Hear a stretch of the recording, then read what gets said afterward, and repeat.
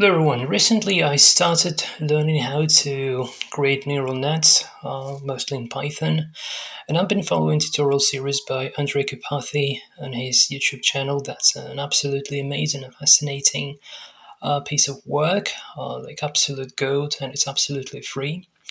And I'm making this video not really for you, but rather for myself, just to make sure that I did pick up the material properly and to make sure I have this hands-on techniques that I can use in order to build, for now, just very simple nets, but consciously. So, usually, those people who are not writing neural nets, but just maybe just using them, usually observe them as black boxes, and those who do write the neural nets are usually encountering lots of math. And I was extremely dumb in math at school, really stupid, to be honest. But interestingly, the irony is that there were exactly two things at school that I did understand in math. Those were the calculus and matrix multiplication. Interestingly, exactly these two are the exact knowledge that I used in order to get things done. But it turns out that with the high level frameworks like PyTorch, the one that I'm supposed to be using in this video, you don't particularly need to know how to multiply matrices by hand. You don't need to do that over in here.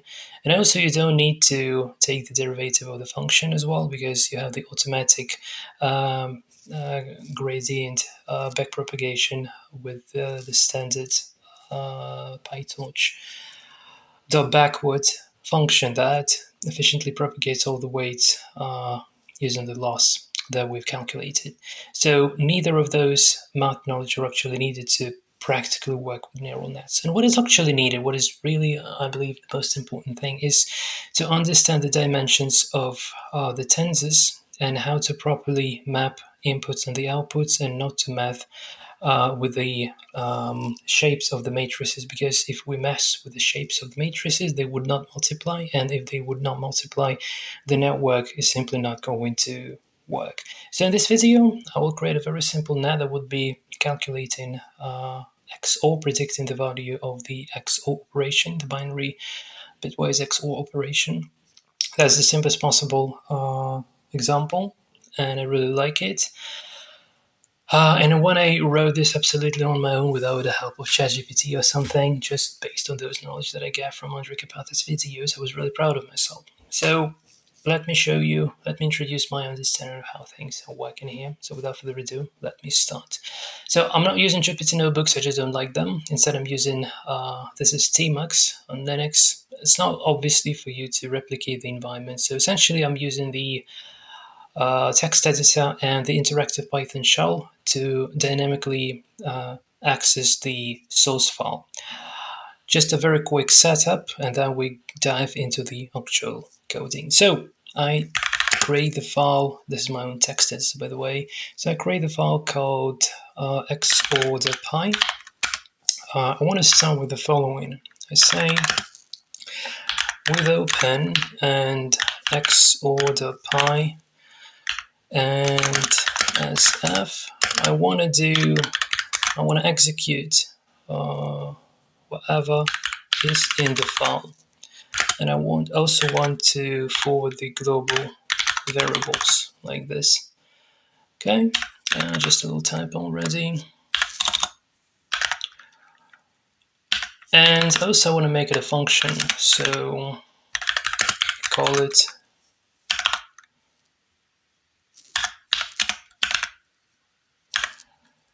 just R to show for reload.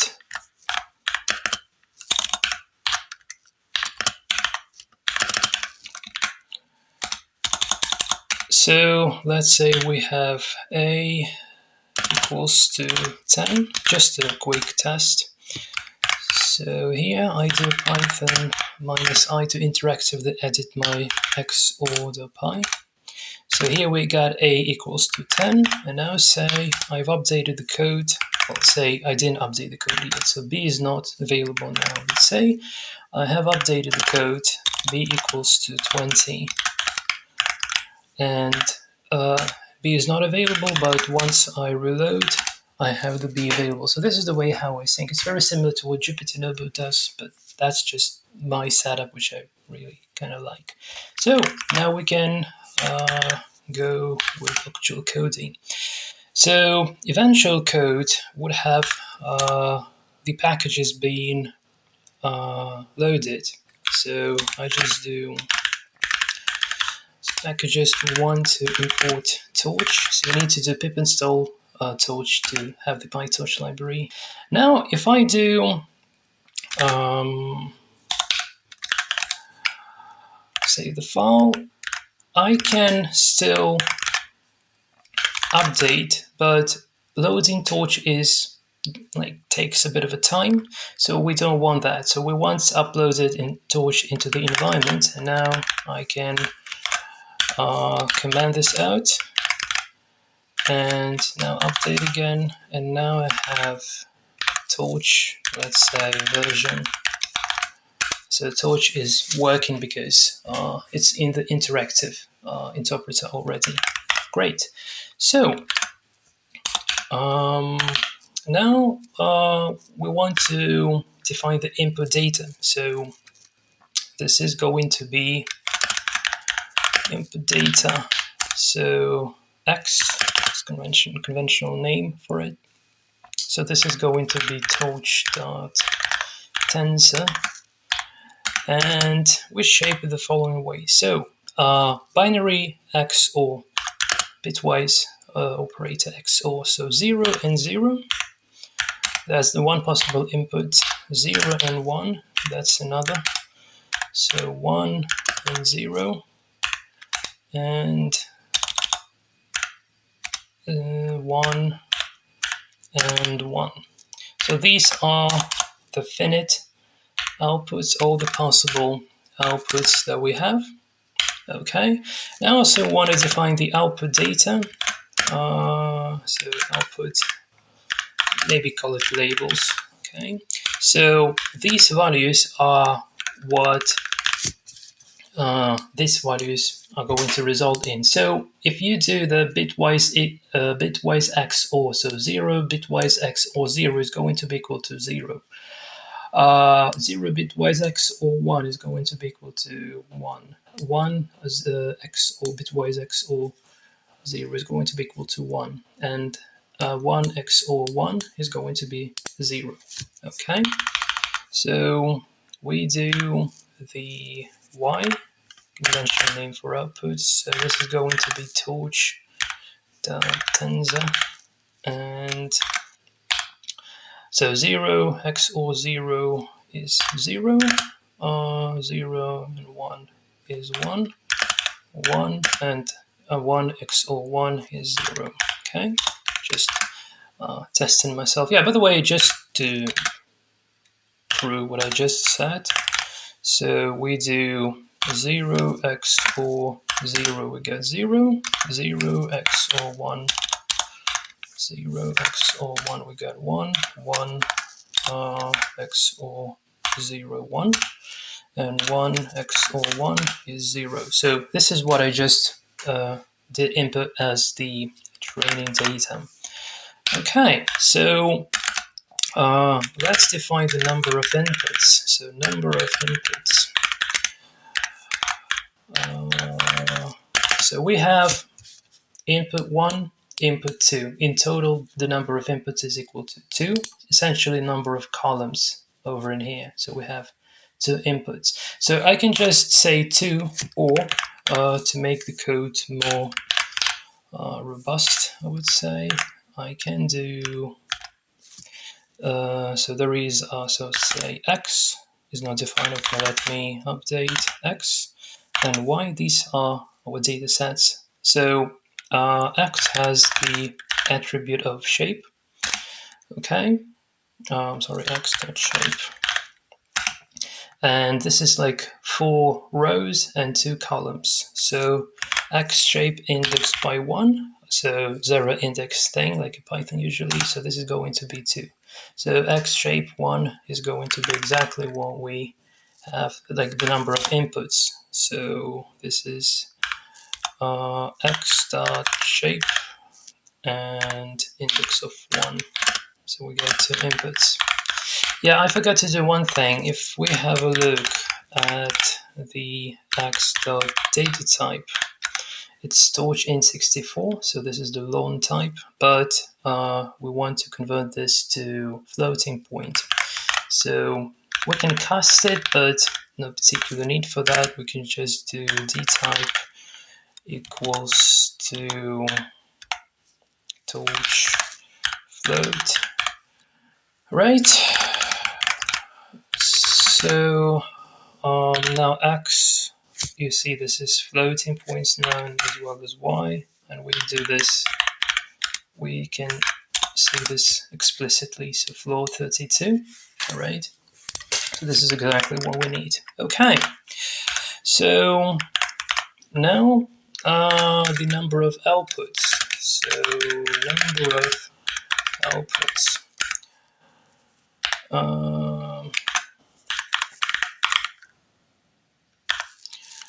This is going to be equal to, so possible output is either 0 or 1. So this is not the number of columns or rows or something. This is just the number of possible outputs. So how many outputs can the neural net generate? So only 2 outputs. There might be output 0 or output 1. So binary classification essentially. So number of outputs is going to be 2. So this is how many possible outcomes may occur. Hope I spelled occur properly, sorry if not. Okay, number of outputs, number of inputs, and then I wanted to find the number of neurons in a hidden layer. We leave this like so for now. I would be increasing this number, but for now, just make it like so. So next thing, I want to init weights. So weights are also known as like trainable parameters. Those values we're using in order to train the neural net. So I would rather just show you the matrix definition and how that works.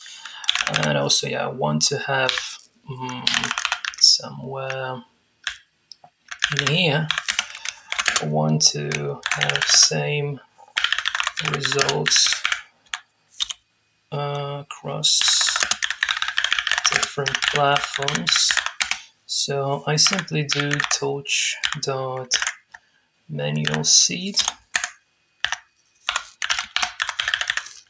And let's just take whatever number, doesn't matter much. So this would allow you to have exactly the same results that I do. I'm using the global manual seed, not the custom generator, which is also possible, but no particular need for that. So for now, I just defined the only weight W. Since I'm going to be adding weights later, so not to fix everything, I just call it W1. That would be just W2, but for now I just call it W1. And I do torch.random number. And here is a very important part. So we need to properly define the shape of the weight. So this is going to be data type of floating point, but that would be done automatically. Another interesting thing is requires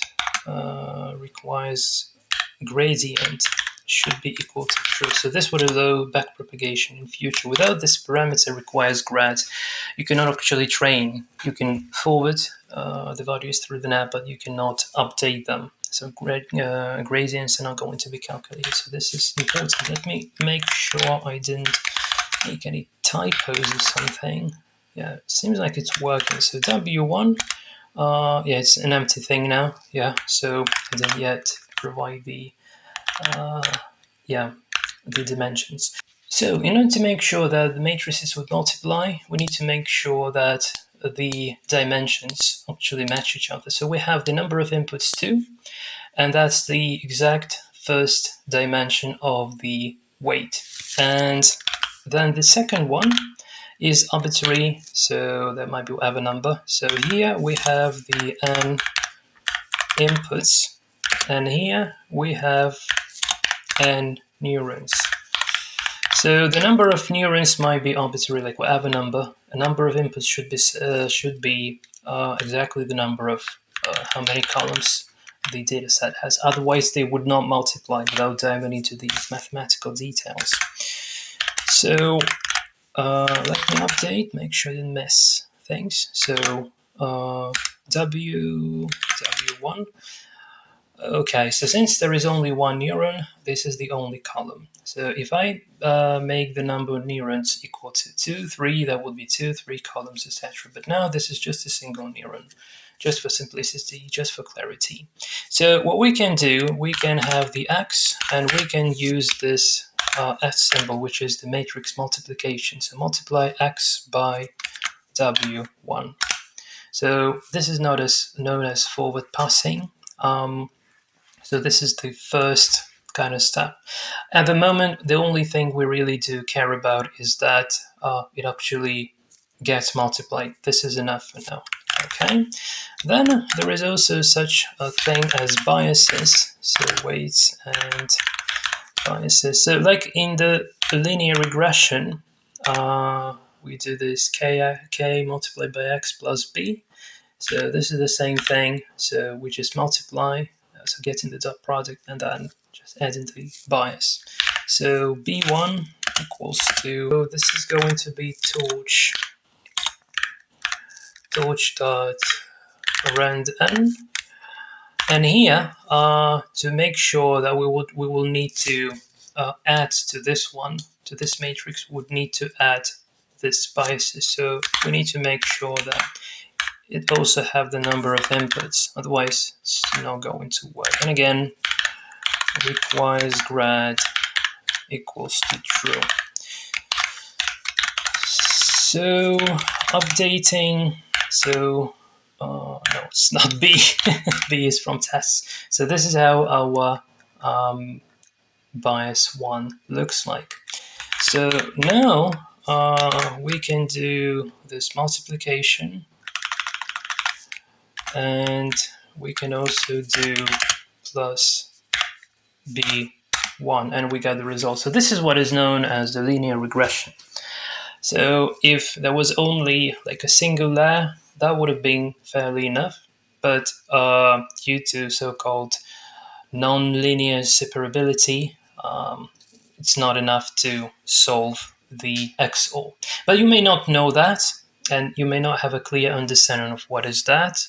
But for now, we just have the only like weight and the only bias, the only matrix of weights and the only matrix of biases, and use just that for training. So let's focus now on what is called a forward pass. So this is what I just did. So I define the input layer. So this is the input layer of our neural net. So this is going to be equal to x multiplied by w1. We also want to add the bias. There's no particular need to put the parentheses here, but just for clarity, make it like this. All right. And now we can ask about the result. And in order to do that, we use the so-called softmax activation function. So input layer currently is like logits. The logits are also known as the scores. Okay? So input layer like this. So logits are like how many votes for this output to be 0 or for this output to be 1. Let's think of that that way. So we want, let's just update. So our largest is this. And if so, these are not probabilities. You see, we have the negative numbers and the positive numbers. So softmax normalizes the output, so we have the probability like numbers which are easier to deal with. So we can do logits dot softmax, and the dimension. I'm sorry, I just messed up with the dimensions like I usually do, so it should be 0 here. Just to make it a bit more clear, instead of doing the entire dataset, let's just take a single element just to probably make it a bit more clear. So, right, update. So, logits. Okay, and logits dot softmax 0. These are the probs. Let's probably put them as over in here. So logits and probs equal to logits.softmax 0, and the index, essentially the result, is equal to torch max of the props, and we want to extract the item from here.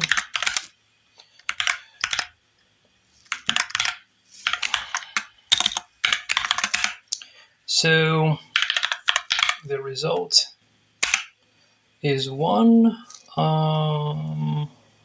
Okay, so x indexed by 0. So this is the training data. So for 0, x or 0, it gives the result of 1, which is horribly wrong, but since we have an absolutely untrained net with the randomly initialized biases, this is okay. So our goal now is to update the weights the way so that this input did produce this output and not the random output like this one, right? So for that sake, we need to calculate what is known as the loss. The loss is the measure of how good the network is predicting the output values based on the input values. And for that sake, there is a function called cross entropy, which is used to measure that. So we didn't yet import this. So I do import torch and then functional as f. And we also want to put this line to the source code so that I do not forget here, but I command this out because we already have that imported. And now I can do f dot cross entropy, and I need to pass in the logits and the targets.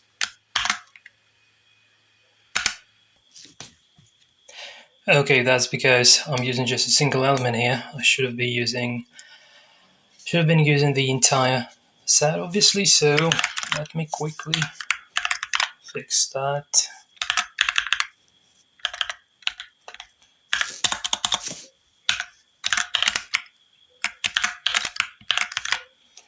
So just reload everything. I should have logits with a normal shape. Yeah. And now we can do... Oh guys, I'm sorry, I'm so stupid. So stupid. This should be long. Or essentially I can just not specify the type. And this is going to work now. Just update, and yeah, finally. So we got this kind of a loss. So now we are coming to the very heart, the very gist behind training of the neural net. So if the weights, this weights and this biases were better numbers, then the prediction that we came up with would be correct. But since they're random, the prediction is wrong. So we need to somehow adjust these weights. So when it comes to adjusting the weights, we need to know two things: is whether we should adjust to the positive direction or to the negative direction, and by what amount. So the amount by how much we adjust the weight is known as the learning rate, and the directions, plus or minus possible, positive or negative, are defined by the gradients. So there is a parameter called gradient, and by the way, the loss can be a grad function. So this means that you can use the negative log likelihood loss for the back propagation. But for now, I just want to show you the w1.grad. So there is nothing now; it's empty, as well as bias1.grad. So this is also empty. So we may, every step in the training, we do make it none. And the reason for that, because we don't want the gradients to accumulate along the training. That's important. So that's a very common bug, to forget to reset the gradients. And now the loss has this kind of magic function called backward, which sort of applies the chain rule from calculus to backpropagate the gradients to the weights. So loss is not defined. Yeah, that's because we didn't define the loss yet. So we can do probably like this.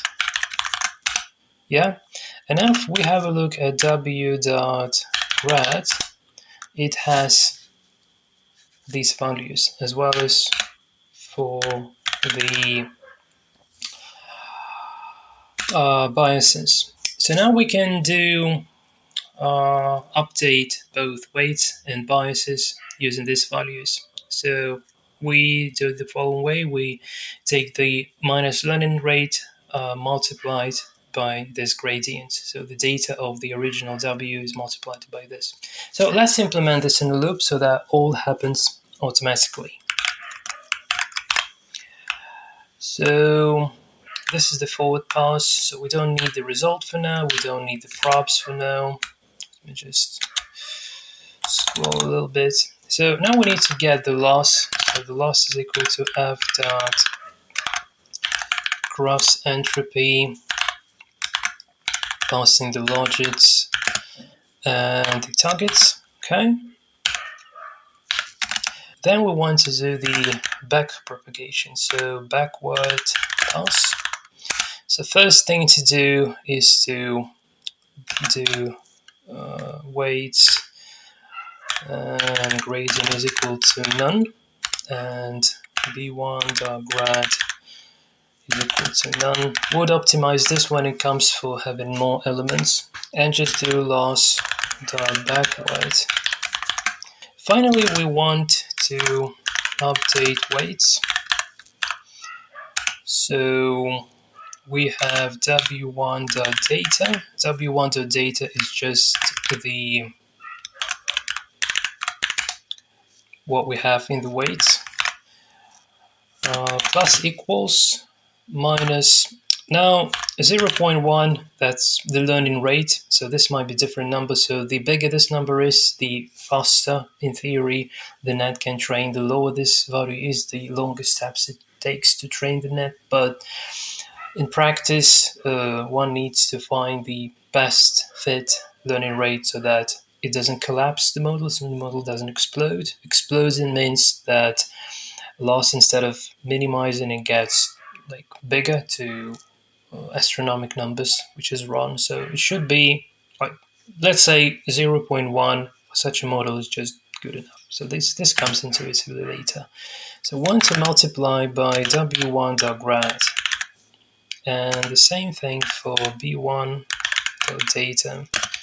plus equals and minus same learning rate here, multiplied by b1.grad.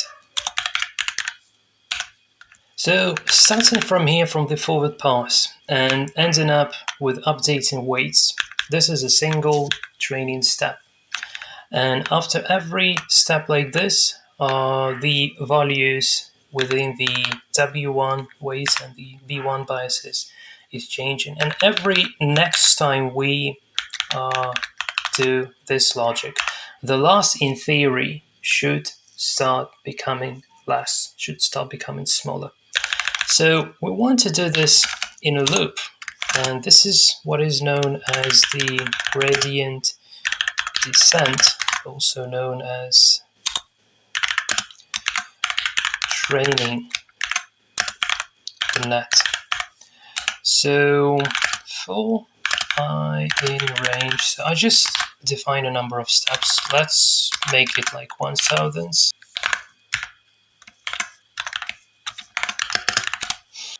I want to make it 1000 times, and here I want to print the loss.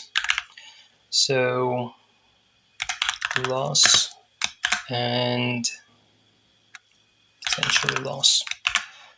And I believe this should actually work already.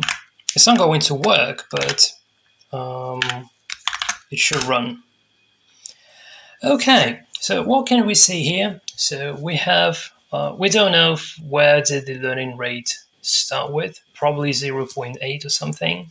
We saw that as the initial value, but it's not going to be beyond, but it's not going below the 0.6, which obviously means that the output is still garbage. And this happens exactly due to the fact that the data that we have, so this data, cannot be memorized by the model, which has only a single linear layer. So we need to add some nonlinearity to the model in order to make it predicting this output from this data. So this introduces what is known as the hidden layer, and we would be using these neurons in a hidden layer. So currently our inputs are kind of mapped to the outputs directly, but we want to change this. So I want to add another chunk of weights and another chunk of biases here. So this is going to be weight 2, biases 2. The number of inputs here is going to be the number of neurons, and then the number of outputs is the number of outputs. So this is quite important things to have. Yeah, and obviously bias is also equals to the number of outputs. So let's not think about what this number is at the moment. So just to make sure that dimensionality matches all the way along, we need to make sure that no matter how many neurons we have in this layer, the number of outputs is going to be equal to how many types of outputs do we have. So the output might be either 0 or 1, so hence the number of outputs. But again, let me just quickly typos outputs. All right, now we would introduce some more steps within the forward passing. Right, so this is the input layer. Now let's introduce the hidden layer, define it like this. So here we want to add some nonlinearity. There are many ways to do this and many functions. So in this particular case, I'm going to be using 10H just because it works here. Okay, so we can simply do torch.10H and the input layer like this. To get the logits or the scores for the output, we take the hidden layer and we do the matrix multiplication here. So hidden layer multiplied by the W2. And we also want to add the biases. And again, just for clarity, add some parentheses here. And this should work in theory, but here is the problem. So if the number of weights and biases is growing, so there might be not just 2 layers, but 128 layers. So obviously you're not going to be doing all this updates in here, all this resets in here, and all this updates over in here manually. So we want to find a way to somehow optimize this. So we want to pack parameters into a single list. So we simply do params equals to, and we have this w1, b1, w2, b2. And now what we can do this simply in a loop. So for param and params, want to do params gradient to be set to none. And the same here for param and params. Want to say param data update by the param gradient. Okay, so I hold my breath and trying to run it, and out is not defined, line 36. Yep, and outputs. Yeah, I just forgot to obviously delete this string. Okay. Okay, and that what is always happens because again I messed up with the output. So here we no longer have the output from the W1 layer to map into the number of inputs. Now this would be the number of neurons, because it might be not the number of inputs, it might be like inputs 2, but this number might be like 128. So yeah, another thing that I forget to do. And yeah, for me this is always that way, just most of the errors just the wrong types when it comes to matrix multiplication. Update. Okay, so now we can see that definitely we have an improvement. The loss is going down, but within the 100 iterations for such a simple data like we have, this is definitely not enough. Like, this is just bad, something goes wrong, which tells us that we are what is known as underfitting. Underfitting means that the model usually does not have good enough capacity to learn this data. And what can be done over in here? So, well, essentially the only parameter that is available to us that we can change is this, the number of neurons within the hidden layer. So let's try to start increasing this. So this is like to the question, like how many neurons do we need to have in the hidden layer? So it depends on the task. So it should be like, I can do like 128 and it will probably work. We'll check this. But we don't need to have more neurons than we need. So we only need to have the number of neurons that would be good enough to get the job done. So now it goes much better. All right. But still 0.3, this still might be a bit noisy. So let's add one more neuron here. And I believe that now this should be good enough already. Yeah, and indeed, this is much better. So let's probably add one more.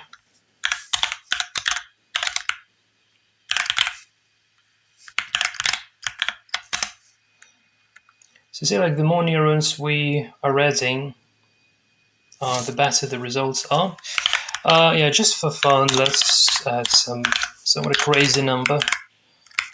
This should, in theory, do 0.000, etc. So it's like, yeah, like minimizing the loss even more. Yeah, but practically, we don't need more than 3 for this particular case. So I just make it back to 3.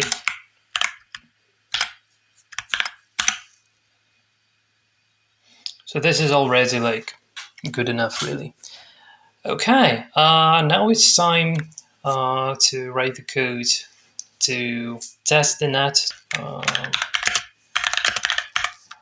The forward pass is very similar, so I want to copy line 46.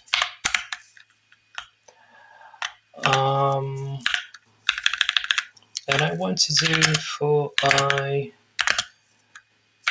in range. So we have 4 examples. and I want to print. Now we need to convert logits to probabilities, and for that sake I do probs equals to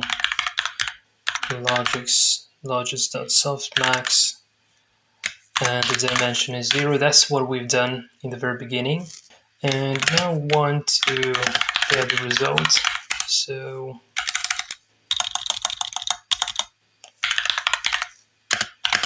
what we've done earlier, so torch towards argmax of the prompts. Right, and we want to print, so the output for this input, the output is, and the result. And if I've done everything properly, then this should output the right answers. So this is happening because we're doing this for all the inputs, and I'm such an idiot. Obviously we need to have the I here, so that we're sampling every single one. And also here I want to convert these to integers here.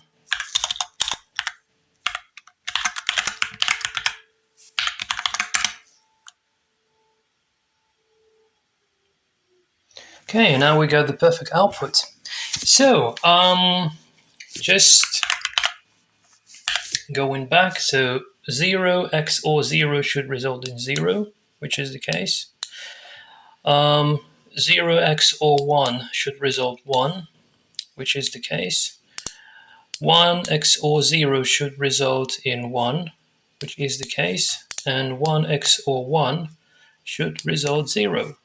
So probably the very last thing to do, we can just print some stats. So eventually our net has 5 neurons with 17 trainable parameters. So that's all we need in order to learn this XOR dataset. That's it from my side. Thanks for watching and cheers.